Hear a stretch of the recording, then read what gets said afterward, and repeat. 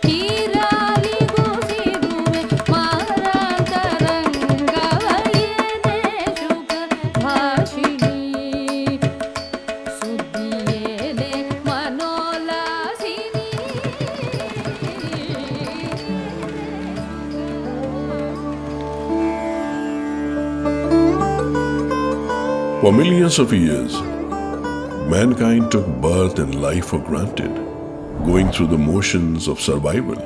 But somewhere, profound insights regarding the nature of our existence dawned upon an ancient people, the people of India. As civilizational wisdom expanded, learning itself became a sophisticated tradition for the Hindus. Continuous knowledge transmissions meant that the most sublime heights of civilizational development were achieved and refined by successive generations. But slowly, the times changed. Not just for India, but for the world. Today we find ourselves tangled in the web of environmental disasters, pandemics, and rapidly changing technology. If we do not intervene, perhaps future generations will inherit a different earth. I embark on a mission to search for the answers to these questions. This journey takes me to the heartland of the world's oldest living civilization. The rolling hills and lush green fields of southern India that hold countless civilizational secrets. A meeting of great significance is about to take place in Thanjavur, the cultural seat of the great Chola Empire. In the giant shadow of Brihadeshwar, I am joined by Professor Mahadevan from IIM Bangalore. Professor Mahadevan has devoted his life to exploring the vast canvas of Indian knowledge systems. As you see, Indian knowledge system has three words there: Indian, knowledge and system. So each one of them has some meaning. Therefore, Indian essentially means the Akhanda Bharat, which means somewhere from Afghanistan up to, I would say, Burma and even beyond that. So that's the Indian part of it. Knowledge is both formal and informal, or literary and non-literary, if you want it that way. So we are sitting in a very beautiful temple complex here. Yes, so this temple is about 1,000 years old. There is a whole gamut of know-how or knowledge which is required to putting up this structure, which should remain also intact for 1,000 years. You need to know how to put the structure, layout and planning, what kind of logistics. There is so much of granite being used. There isn't granite around. So we don't know how they brought so much of volumes of granite here. So in modern terms, logistics and supply chain management, if I have to call it, applied things like mathematics, astronomy, town planning and architecture, metalworking, we have been wonderful. There is a culmination of a number of ideas that the know-how which went behind all these, we can call it as system. So that way we can call it as Indian knowledge system, which is in practice, which is in use.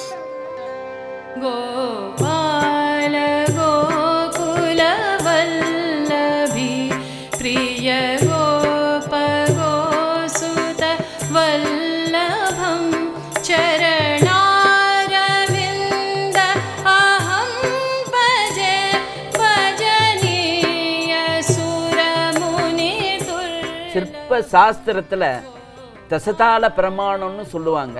உத்தம தசதாளம், மத்தியம தசதாளம், அதம தசதாளம். அந்த தாள பிரமாணங்களில் தான் நான் அளவுகளை நியமித்து முகம் இவ்வளவு, கழுத்து இவ்வளவு, மார்பு இவ்வளவு, நெஞ்சு இவ்வளவுங்கிறத ஒரு பிரதானமாக சிற்பக்கலையில் அதை சொல்லி தான் நாங்கள் அமைக்கிறோம். அந்த பிரதான மூல ஆதாரமான அந்த தசதாள பிரமாணத்தில் முழுமையாக அளவு பிரமாணத்தோடு அமைஞ்ச ஒரு சிற்பம் தான் சோழர்கால சிற்பக்கலை. அதனால தான் மற்ற சிற்பத்தை விட சோழர்கால சிற்பம் அளவுலேயும் அழகுலேயும் மிக நேர்த்தியாக இருக்கிறதால தான் இந்த உலக அளவில் சோழர்கால சிற்பக்கலை இந்த அளவுக்கு உலக புகழ் பெற்றது.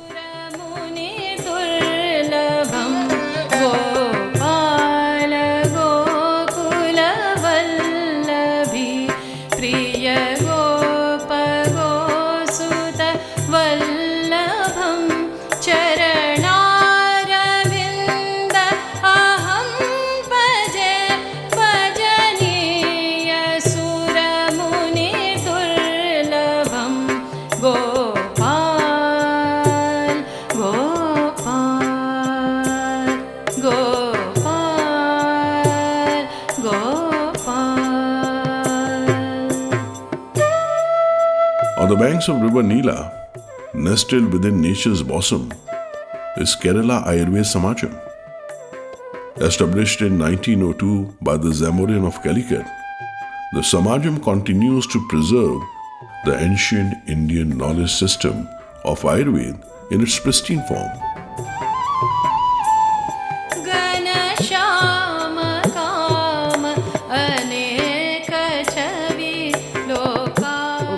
Beautiful campus you have, it's in the middle of the nature. So how many types of, herbs you must be having here? Maybe 1,000, more than 1,000.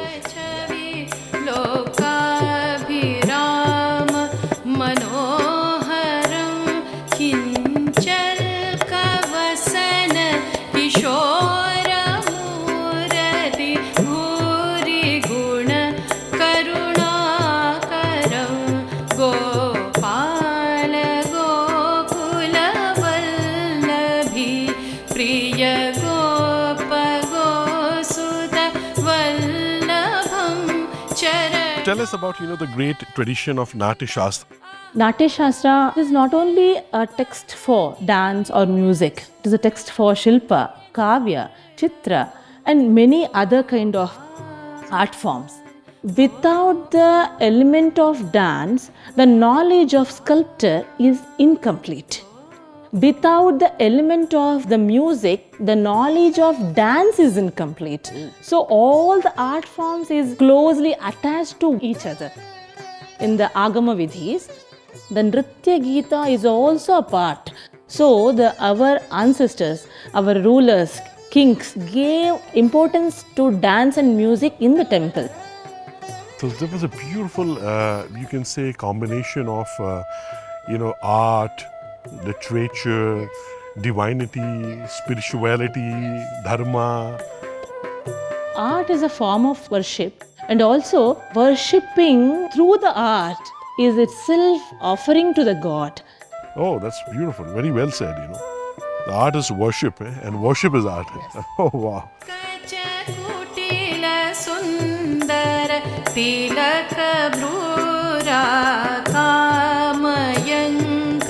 Samananam kaja kutila sundara tilaka कामयङ्क समाननं अपहरण तुलसीदास त्रास विहार वृन्दा काननं गोपाल गोकुलवल्लभी प्रिय गोप गोसुद वल्लभं चरणारविन्द अहं भजे भजनीय सुर मुनिदुर्लभं Gopal Gopal Gopal Gopal Gopal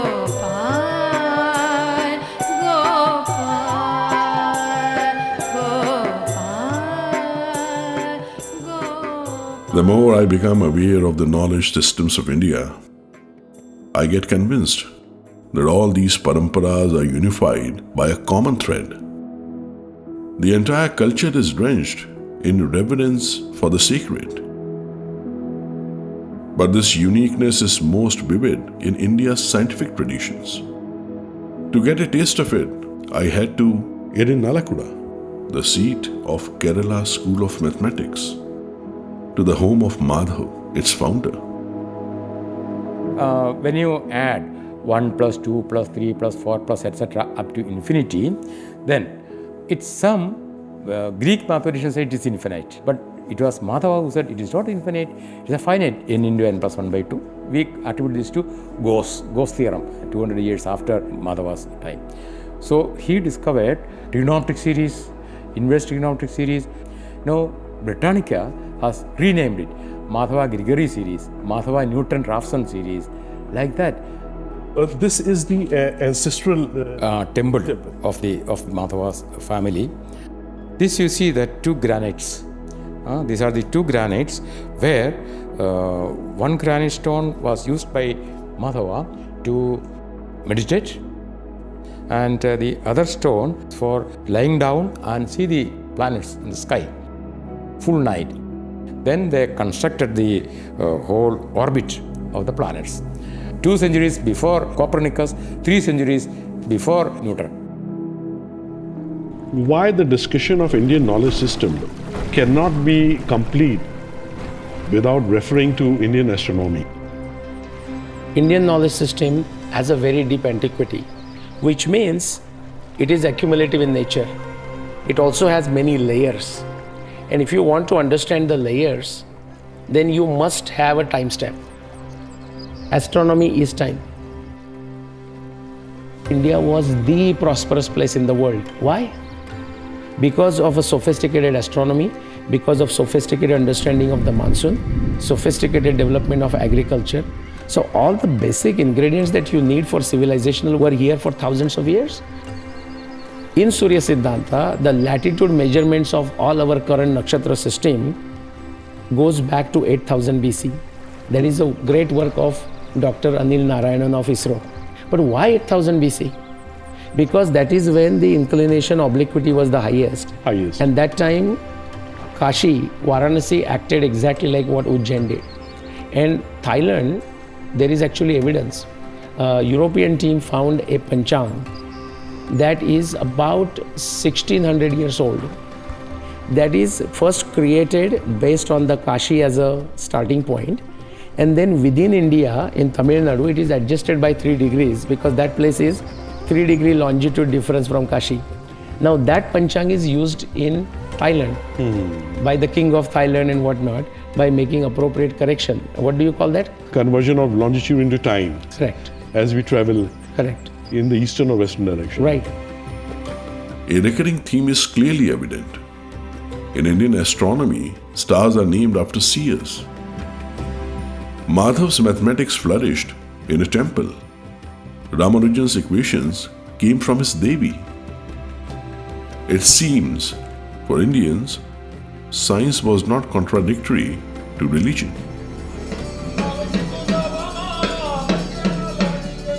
For us, science was just a defined form of religion, and religion was nothing but refined science.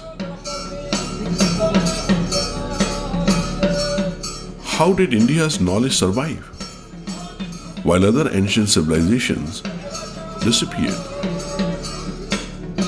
This unique longevity baffles me. Understanding it holds the key to ensuring that today's civilizational knowledge survives too. My curiosity takes me to Chinmaya Foundation in Kerala, where I meet Gauri Mahulikar, a Vedanta researcher and former head of the Department of Sanskrit at Mumbai University. विद्या रक्षिता संस्कृति सर्वदा. विद्या जो है for ever it protects the culture. प्रकृति से संस्कृति बनाना, this is the task for human being. And how he can achieve it?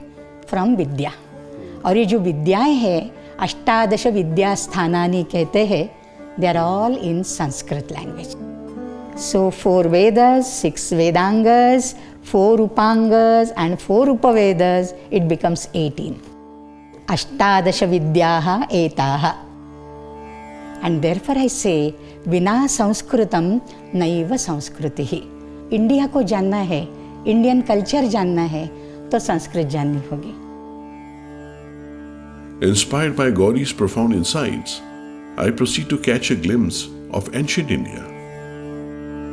The place is Mattur, a village in Karnataka which continues to speak and practice Sanskrit as its official language even today. Protected from globalization, Mattur is a pristine agrahar, a scholarly village which was established 600 years ago by the great king Krishna Dev Rai. आचार्य जी, यहाँ की क्या विशेषता है इस ग्राम की? यहाँ वेद और शास्त्र पढ़ने के लिए बहुत अवकाश मिलता है. ये तो परंपरा से ही हमारे गांव में है. संस्कृत का अध्ययन और अध्यापन, वेद का अध्ययन और अध्यापन. यहाँ गांव में 6 आहिताग्नि अग्निहोत्री हैं और 40 यजुर्वेद का पंडित हैं. और तुंगा जी ही हमारा गांव का विशेष है, क्योंकि ये तो जीव नदी है. Just a few hours from Mattur is the unmissable Sringeri, an ancient seat of learning founded by Adi Guru Shankaracharya more than a millennia ago. Sringeri continues to preserve and protect India's Sanskrit traditions. Script development took a long time in our civilization because we are primarily an oral tradition. So when scribes came along, so people who are knowledgeable, they usually dictate and scribes take it down. So this is a palm leaf. Palm leaf, and it's written with some kind of ink here. Usually a brass tool. It's inscribed. How wonderful! You can see the inscription, but you can't read it. We apply a kind of a powdered soot on it so that it starts appearing. The average age of a palm leaf manuscript is about 500 years. Once the manuscript becomes old, when it becomes fragile, so another copy is made. To ensure perfect transmission of knowledge across millennia seems like an impossible task. For perspective, today's advanced digital technology can become extinct if a solar flare hits Earth today. Papers and manuscripts are not safe from calamities. The only thing which would survive the last mile would be a living knowledge retained in the hearts and minds. A rigorous oral method to preserve knowledge without errors. The idea is profound, but then why only Sanskrit? What's so special about it that Sanskrit succeeded in protecting the Indian knowledge system for such a long time? When nobody even thought of, the words could have a science, we have an entire system of Vyakarana, Panini's grammar, where he, very distinctly states which varna, which consonant emerges from which part of the mouth cavity. It is the only language in the world which is like, as you write, so you spell, and as you spell, so do you write. The phoneme and the morpheme hardly differ. Okay? But in English, put and but. Why it is not but? I mean, there are hundreds of such examples. So Sanskrit is the only language, perhaps, which is very, very pure in that manner. If I recite a Vedic mantra today, for all you know, this is how it was recited 5,000 years back. So why I am saying this is the uniqueness of transmission. And this transmission has happened by and large, through the Guru Shishya Parampara. So basically the whole idea, as you rightly said, is moment you say oral, then obviously the medium of transmission is human beings. Therefore there is this Guru who is mastered, and then there was a mechanism of creating a large number of Sishyas. If you talk of this Stapatya, the architect who designs this temple, he will be a Guru, he will have a Sishya. A metalsmith who does some complex metal working will have a Guru, he will have a Sishya. So this is how we orchestrated the whole thing. It was not just about the Vedas. Every science, every engineering, every technology that we practiced, it was all through a system of gurukula. A guru could transmit it to 100 odd people. So the 100 odd people, out of that maybe some 20, 30 odd will actually become a guru. So now one can imagine how this knowledge is going to go. It will be a divergent cone. That was how we were actually propagating it and passing it from generation to generation without any loss. This ecosystem of value-based transmission of knowledge is perhaps the most unique jewel of Indian knowledge systems. The Guru Shishya Parampara. For millennia, people from all over the world stormed to India to be a part of this parampara. Right from homely gurukulas to mighty international universities, I sense the presence of an extremely nuanced system that focused on practical learning. What is our ancient Indian education system as such? Acharyat padamadatte, padam shishyah svamedhaya, padam sabrahmacharibhyah, padam kalakramena cha. When the acharya, that is the teacher, comes to the class and teaches, he teaches you only 1/4 of the whole of knowledge. 1/4 shishyah svamedhaya, his own self-study. The third pada is sabrahmacharibhyah, from the fellow students.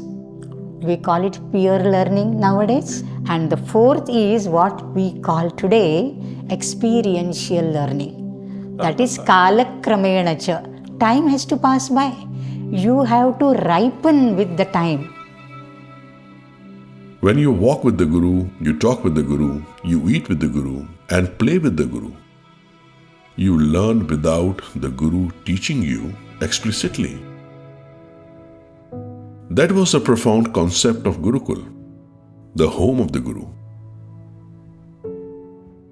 No need for value education classes as today, when the entire system is value-oriented. This genius interweaving of Sanskrit and Guru Shishya Parampara is the reason behind India being the only continuous living civilization. I am beyond words.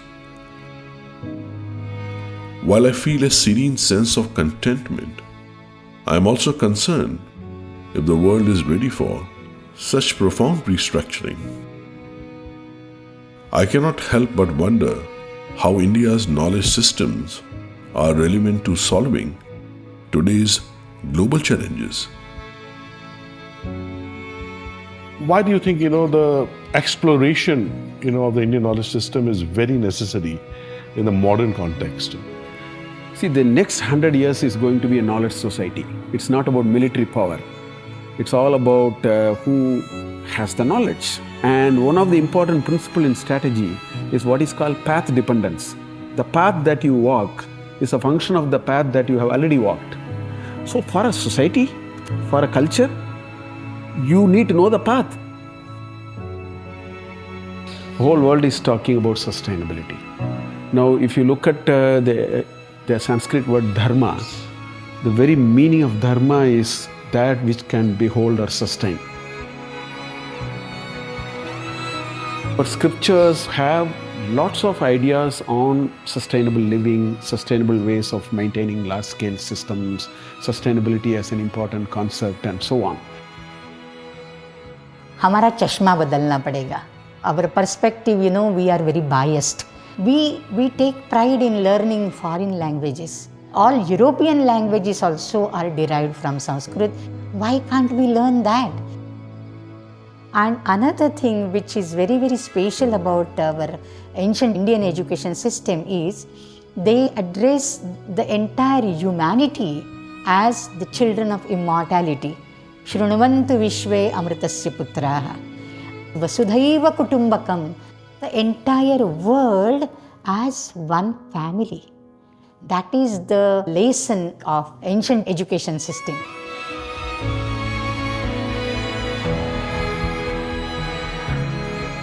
With time, instead of just consumption, we have to learn to give back, to return to the simplicity of life. That's what Indian knowledge systems have to offer us. The rapture of being human, the joy of constant learning, the pleasure of sharing. Coming times will test us. Yet the ancients continue to watch quietly from the shadows, holding solutions to our problems. If only we are humble enough to look back with an open mind.